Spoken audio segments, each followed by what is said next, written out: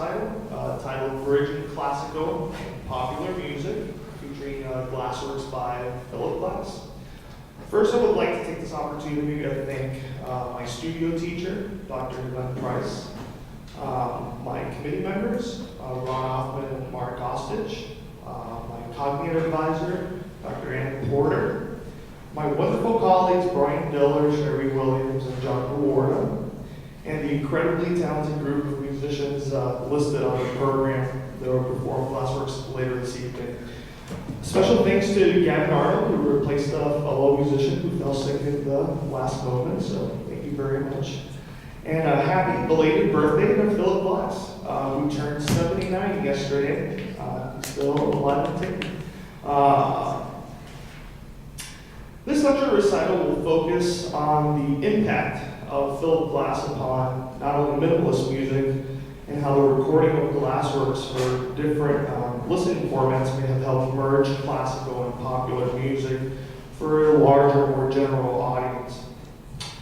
Glassworks still remains to this date the best-selling record to date that he has recorded. To get a more thorough understanding of Philip Glass's compositional techniques, I did a formal and authentic analysis on the first movement of Glassworks opening. I will demonstrate the characteristics of minimalism, which include repetition of rhythmic cells, repetition and manipulation of small melodic motives, reduction in harmonic movement, and the ambiguity of strong beats, which are utilized to create a sense of stasis, primarily through examples in his works, Glassworks and Einstein on the Beach. The synthesis of these points should promote an understanding of how Glass influenced other minimalist composers through his composition Glassworks, and how by creating different audio mixes of Glassworks and using a variety of non-traditional instruments for popular groups, a larger demographic of listeners was reached. It's interesting how I came about this piece. After listening to Glassworks at a concert, I became just increasingly curious about its compositional structure. I chose to attend CCM in part to be able to perform works such as these within the chamber program.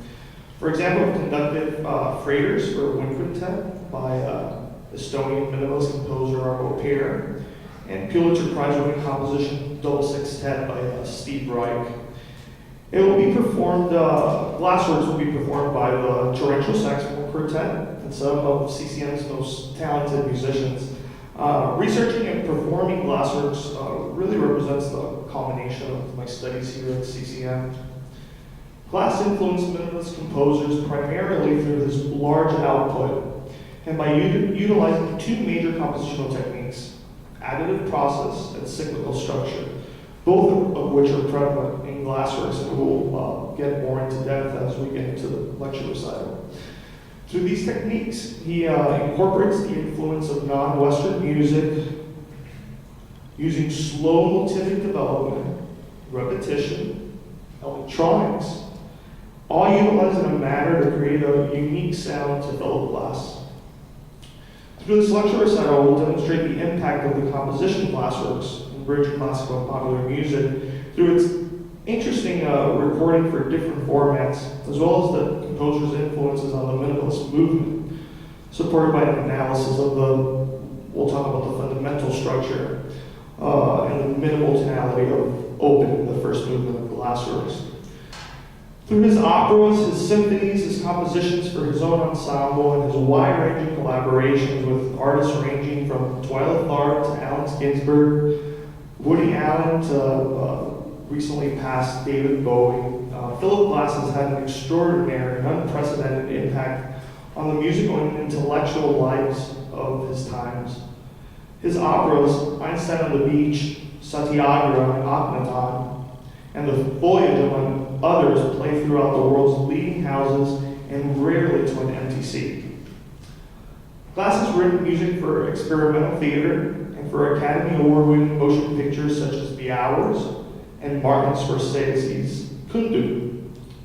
While Koyaanisqatsi, his initial filmic landscape with Godfrey Reggio and the Philip Glass Ensemble, may have been the most radical and influential mating of sound and music since Fantasia.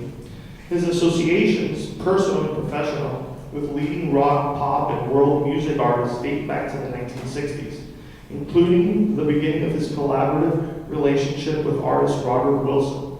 Indeed, Glass is the first composer to win a wide, multi-generational audience in the opera house, the concert hall, the dance world, in film, and in popular music, all simultaneously.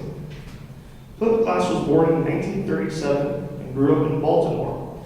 He studied at the University of Chicago, and the Juilliard School, and then he studied with Darius Milhaud in Aspen.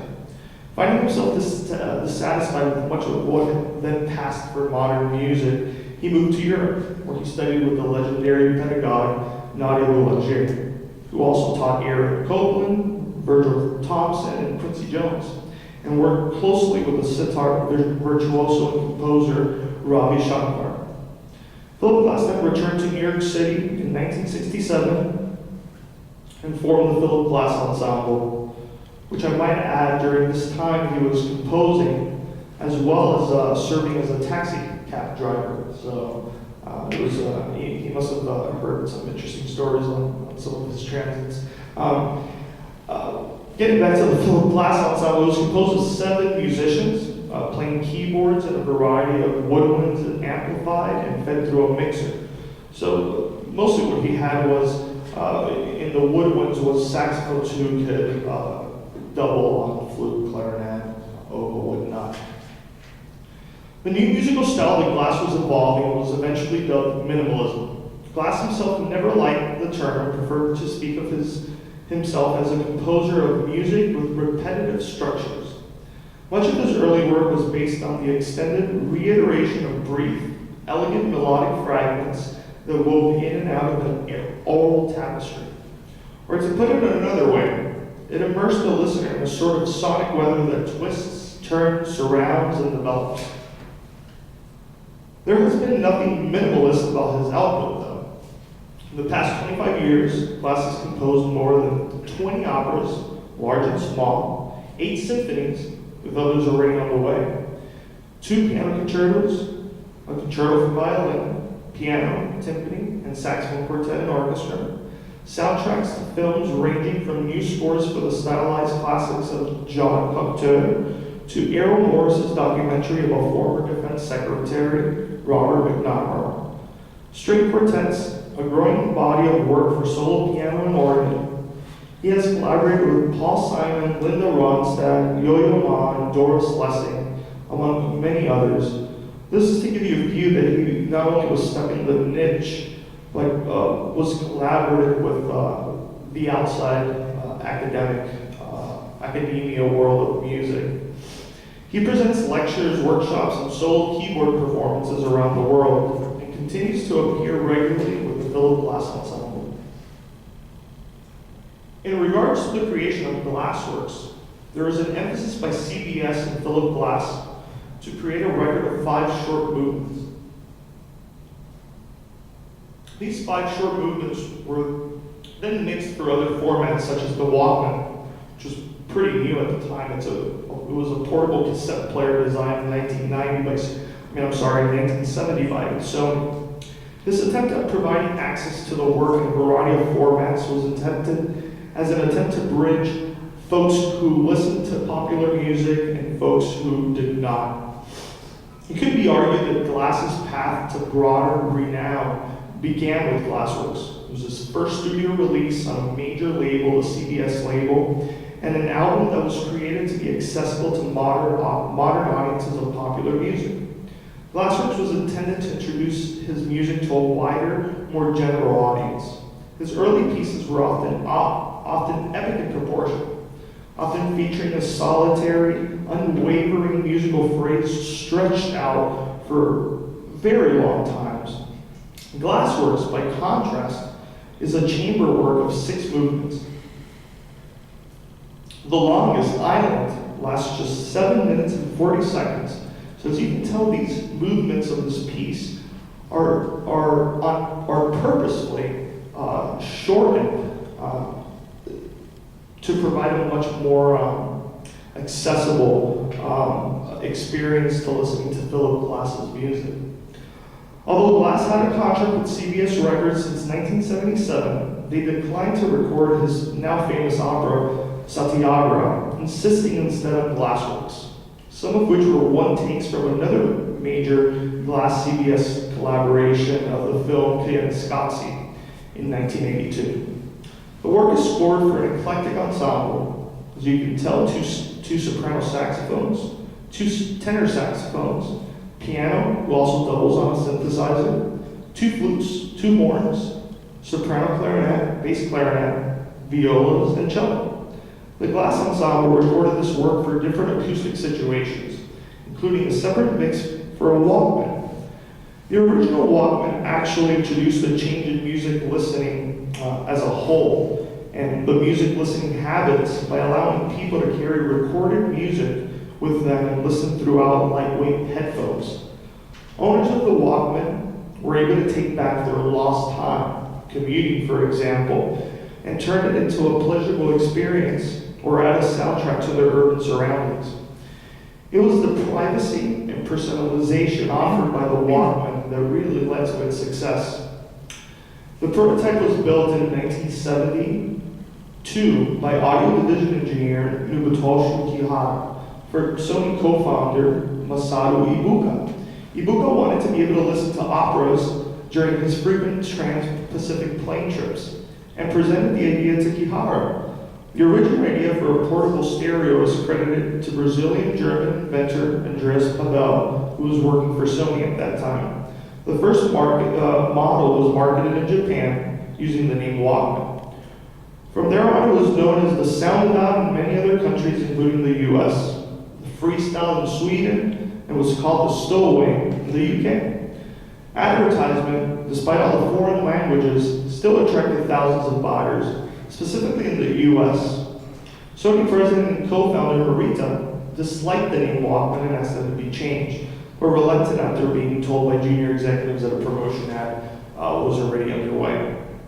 The Yamaha DX7 was another innovative instrument used to record as an instrument used in Glassworks, and another nod by Philip Glass to the instrumentation of popular groups and bands.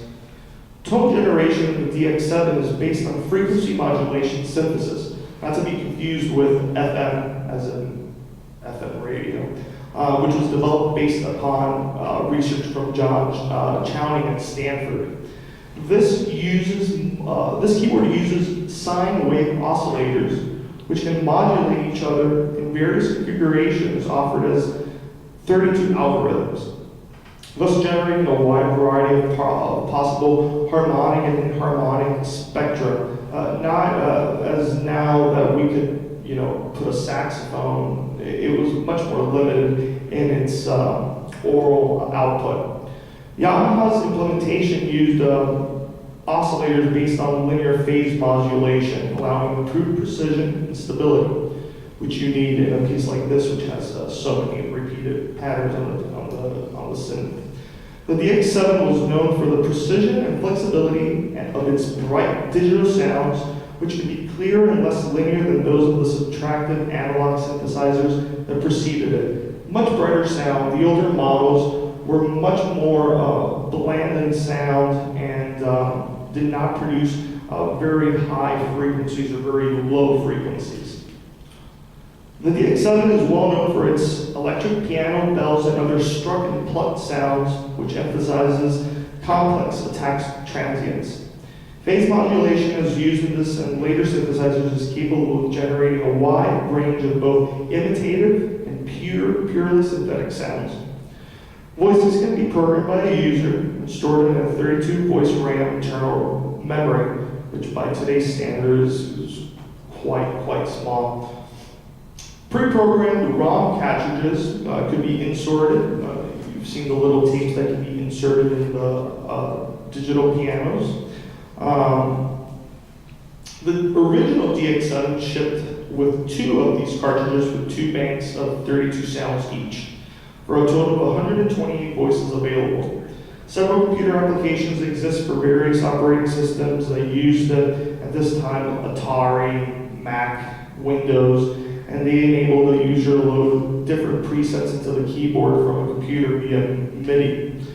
Most computer-based MIDI recording software could also load or save from the DX7, so that adds to the flexibility of the actual keyboard. The DX7s included MIDI ports, but it was released shortly before the specification was completed, so you end up having a lower level MIDI than was developed later in a matter of 2 to 3 years. Additionally, the maximum MIDI velocity value that the DX will transmit is limited in its differential algorithms that they have. Glassworks, getting back to Glassworks, was supposed to be a user-friendly design to make the sound and aesthetic of Glass's late 1970s output accessible through a sequence of shorter pieces to audiences that might not have had the chance or inclination to attend a very long performance. There was considerable contention within CBS with regard to what Glass could record and could release and could not. The overall plan with CBS Masterworks director Joe Dash was to alternate between smaller pieces and large-scale opera projects. So that was the deal that was struck with Philip Glass and CBS Masterworks. Glassworks was the first digitally mixed record by a major international label. The team working on Glassworks had been very much at the forefront of new developments in recording technology. They were ready and eager to implement them in this recording, the first release of a digital mixed record on such a large-scale scope. Glassworks lacks the immediate epic drama of Glass's opening to, let's say, the score of Mishima. It lacks the narrative substance and confluence of form and content that informs Glass's so-called Tortured Trilogy operas, which celebrate Einstein, Gandhi, and the Pharaoh, Akhenaten. It lacks the emotional suspense of the score for the hours or Glass's violin concertos, and it certainly is not a work of the same caliber as the Symphony No. 8. But that's the interesting part. Glassworks was never, ever meant to be any of these things. It's not a symphony or an opera or even a film score. It carries a different agenda. Glass and his collaborators were aware of this consideration from the start of the creation of this piece. In fact, Glassworks is quite likely one reason that Glass's name recognition is so much greater than any of his contemporaries such as Steve Reich or John Adams. Even those who only know of Glass's film scores probably know his work better than that of Clint Mansell or Michael Nyman, two composers who have largely built their careers in scoring films. Glassworks was meant to be listened to by the average listener, indicating that one of the main reasons it was composed was to form this merging of classical and popular music. The work begins with the hypnotic opening, a solo piano piece that lulls the listener into a light trance before being awakened by the harsh harmonics and racy rhythms of flow. Next comes movement 3, Island, with its layering of strings and repeated phrases, providing a moment of static harmony before the disruptive, synthetic cacophony that is Rubric. Facades is a gentle, soothing counterpoint to the movement, while closing is an ensemble reprise of opening, and a satisfying conclusion to the work. It is likely that avid moviegoers who are unfamiliar, or mistakenly believe that they are unfamiliar, with Glass's extensive body of work will, on listening to Glassworks for the first time, experience a profound sense of deja vu. The more ethereal and nuanced offerings of Glassworks hint at the high points of tenderness that Glass could achieve with his acclaimed scores to the Kundun and most recently The Hours in 2002. English composer and critic Michael Nyman is credited with championing the word minimalism from the visual arts to music at around 1968. Minimalism provoked a lot of controversy. Some called it wallpaper music. But in the case of Steve Reich and Philip Glass, both attained commercial and critical success. Minimalism began as a reaction in opposition to the styles of composition being taught in American schools in the 1950s, which included serialism and interdeterminacy. The combination of non-Western musics, Indian, African, Balinese, technological innovations in recording and tape, and popular music produced a foundation for minimalism.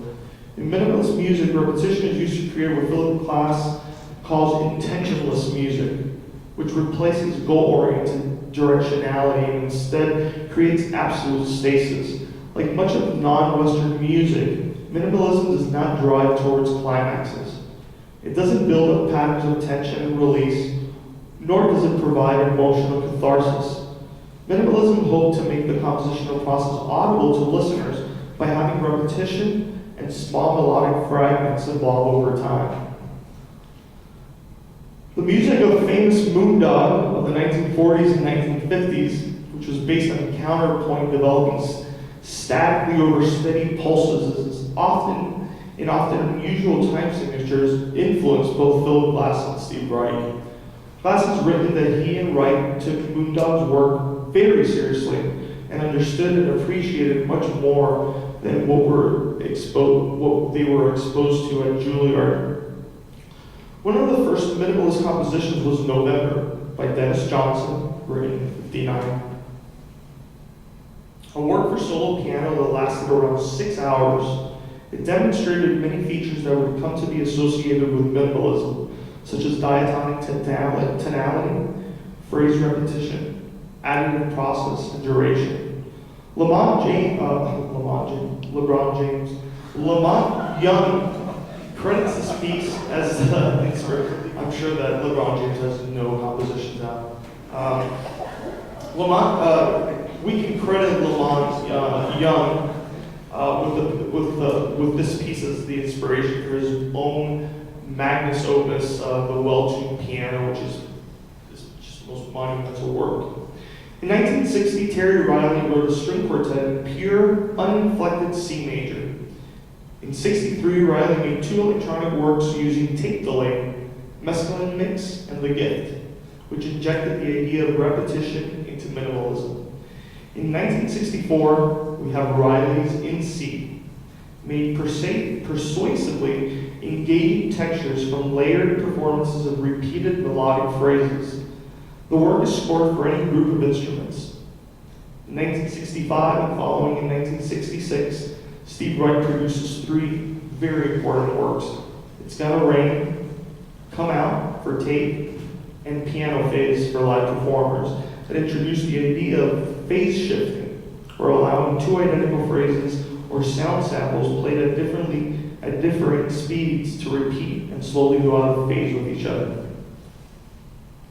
Then starting in 1968, we have Philip Glass's 1+1, which he went on to write a series of works that incorporated this additive process, which is a form based on sequences such as 1, 1, 2, 1, 2, 3, 1, 2, 3, 4, into the repertoire of minimalist techniques used.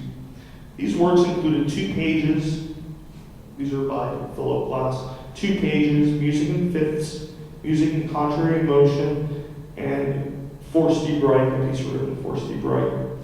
Glass was influenced we mentioned earlier, by Ravi Shankar and Indian music from the time he was assigned the film score transcription of music by Ravi Shankar into Western notation. He realized that in the West, time is divided like a slice of bread. Indian and other cultures take small units and string them together.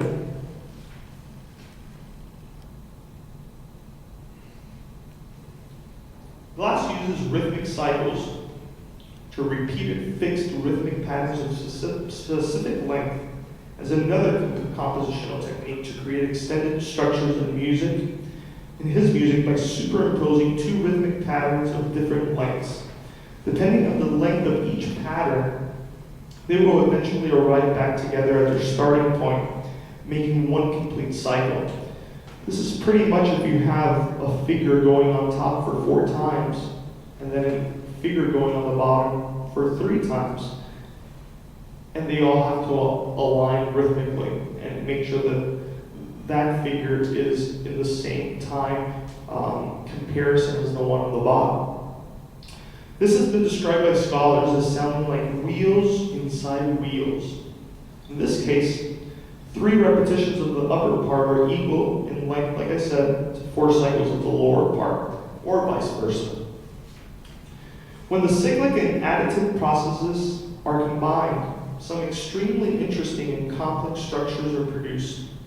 This new approach of combining rhythmic and harmonic structure in a unified overall process is evident in the first movement opening. With the introduction of what is known as root movement harmony, since the root, or fundamental, of the chord creates the impression of moving through as well as with the chord progression. This is a new element that came into play in Glass's music. Glass describes harmonic movement as central to the perception of expressiveness in music, at least from the Baroque to the late Romantic periods. Once this movement entered Glass's music, it marked a sharp break with the very rhythmically charged but harmonically static music he had written prior to Glassworks. Minimal tonality in Glass's opening is established with a minimal fundamental structure. Unlike the fundamental structure in tonal music, the minimal fundamental structure is not established over a harmonic framework of 1-5-1. Instead, it is established over an opening. In the first movement, it's established over a prolonged F minor triad and then a sustained F. Moreover, in the minimal fundamental structure, the minimal fundamental line does not descend. The minimal fundamental structure is established over a prolonged tonic triad of F minor via the 5-3-6-4 neighboring motion. The second 6-4 inversion can be understood as an incomplete neighboring motion followed by F in the treble without a bass note. That's without a bass note. That's the interesting part. Plus, you still have the upper third and fifth. Then the fundamental line still remains on the fifth of the chord. Different sources have helped me synthesize Glass's impact on minimalism, the accessibility posed by Glassworks in order to merge classical and popular music, as well as the minimalist techniques employed by Glass himself. I obtained a lot of biographical information through Philip Glass's official website, as well as from autobiographical and other sources such as Robert Maycock's Glass, A Portrait, Philip Glass's own Music by Philip Glass, Richard Castellanet's Writings on Glass. These resources help form an understanding of the influences of non-Western music as well as influences Glass had on other composers. While the presence of an ostinato may be regarded as one of the most salient features we have come to expect in works called minimalist, these sources were informative in understanding additional features of Glass's most popular compositional techniques, which we spoke about as additive process and cyclical structures. Information regarding the background of minimalism was obtained primarily from Robert Fink's famous Repeating Ourselves, Robert Schwartz's Minimalists, and Wim Wharton's American Minimal Composers. A book that I found very worthwhile was Keith Potter's 4 Minimalist Composers, which not only speaks about minimalism as a whole, but the connection that these 4 composers had. These sources created a historical background that are beneficial in order to fully understand Glass's influence on minimalist music, as well as comparing his techniques to other minimalist composers. A number of scores have been perused for analysis of minimalist techniques, including Philip Glass's own Music in Fifths, Einstein on the Beach, Glassworks, Steve Reich's The Desert Music, Music for a Large Ensemble, UR Variations, and Double Sextet, as well as John Adams' Lollapalooza, The Chairman Dances, Harmony Layer, and both his Chamber Symphony and Son of a Chamber Symphony. These scores were essential in comparing Glass's output to other minimalist composers. His writing was perhaps most similar to that of his contemporary Steve Reich, Although all the listed composers employed minimalist features such as repetition, slow harmonic movement, and minimal tonality. Now we will perform Glassworks. I hope you have enjoyed the lecture portion of my recital, and thanks again for taking the time to attend. I'm really grateful beyond words. Thank you, and please enjoy Full Little Glasses' monumental work, Glassworks. Thank you.